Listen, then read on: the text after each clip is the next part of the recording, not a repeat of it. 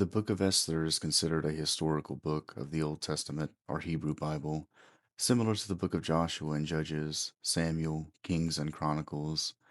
The authorship is attributed to the Great Assembly, better known as the Sanhedrin in the New Testament. It takes place during the Babylonian exile in the Persian capital city of Susa. Let's first delve into the plot. The first chapter of the Book of Esther opens with King Xerxes, the king of Persia and Babylon, throwing a lavish banquet for his guests and subjects in the capital city of Susa. There was a debauchery in the air. The king made sure that the wine flowed without limits. He invites his dear queen Vashti to attend, but she refuses. He becomes enraged with anger because of this. King Xerxes and his advisors depose of Queen Vashti, and they banish her from the king's court. They create a decree that throughout the empire, the husband is the final authority in every household. Xerxes formulated a search throughout his kingdom for a new queen to take the throne next to him.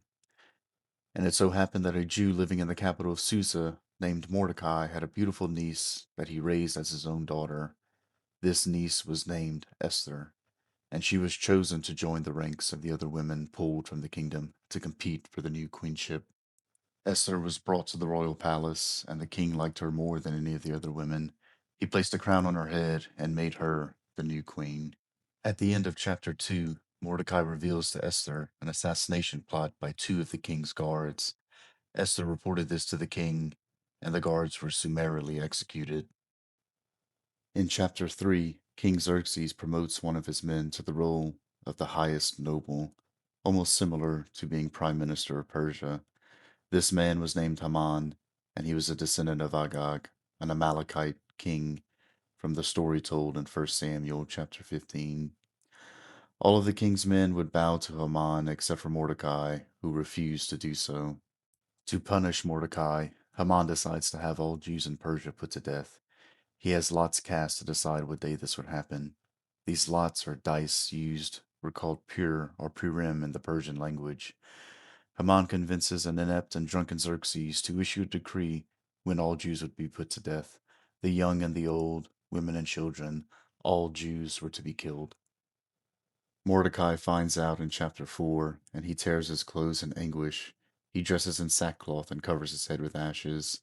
He pleads with Esther to convince Xerxes to overturn the decree on behalf of the Jewish people. But Esther knows that if anyone goes to the king without being summoned, she might be put to death. She tells Mordecai to have all the Jews in Susa fast and pray alongside her for 3 days and nights. Esther then decides on the third day to put on her best dress and impress the king in the king's court. She asks Xerxes to throw a banquet for her and invite Haman. Haman is smitten. He thinks Esther favors him immensely, but Haman is still enraged when he notices Mordecai not bowing to him at this banquet. Haman is so angry, and his wife and friends convince him to build a pole with which to impale Mordecai upon. At the same time, Xerxes has a dream about Mordecai and remembers how he thwarted the assassination plot. Haman thought he would be honored with a parade by Xerxes, but instead it's Mordecai who is dressed in robes and paraded through the city of Susa on a horse. Haman is beside himself at this point. At a second banquet thrown by Esther in chapter 7, she reveals to Xerxes the plot by Haman to have her and her people murdered. Xerxes is beyond furious. Esther 7:10 has some different translations. Some will say that Haman was hung from the gallows. Others will say he was impaled. For the sake of this video, we'll go with hung from the gallows.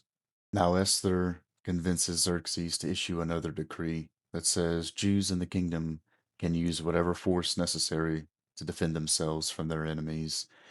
The Jews celebrated this decree in the streets, and that the king was supporting them.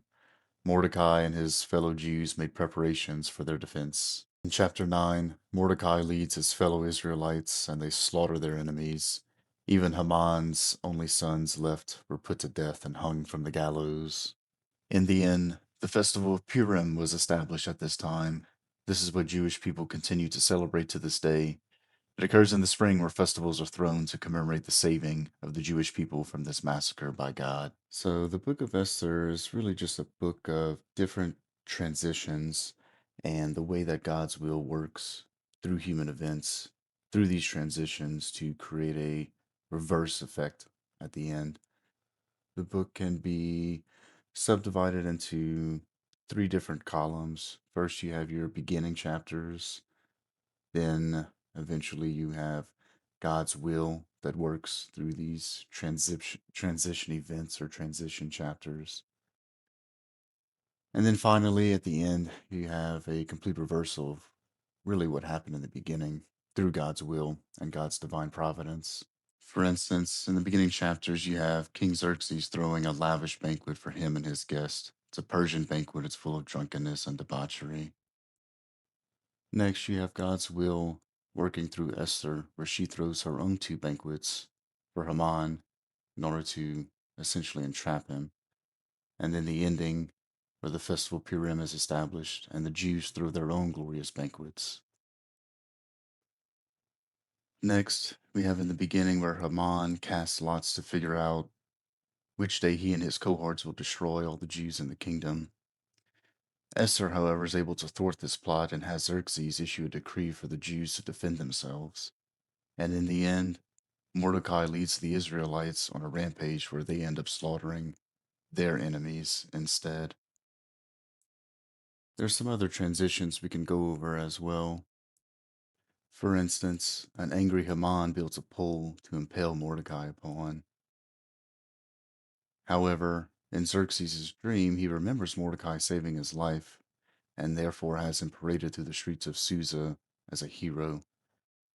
And in the end, it was Haman and his sons who were executed.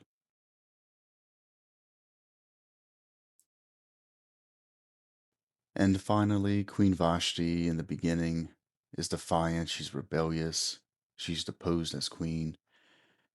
Esther joins the harem and becomes queen. She impresses Xerxes with her beauty. However, she's not only beautiful, she's wise, she's patient, smart.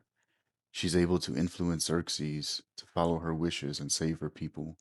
She is the true heroine in this story. There's some main points I'd like to go over for the Book of Esther that are important in different ways.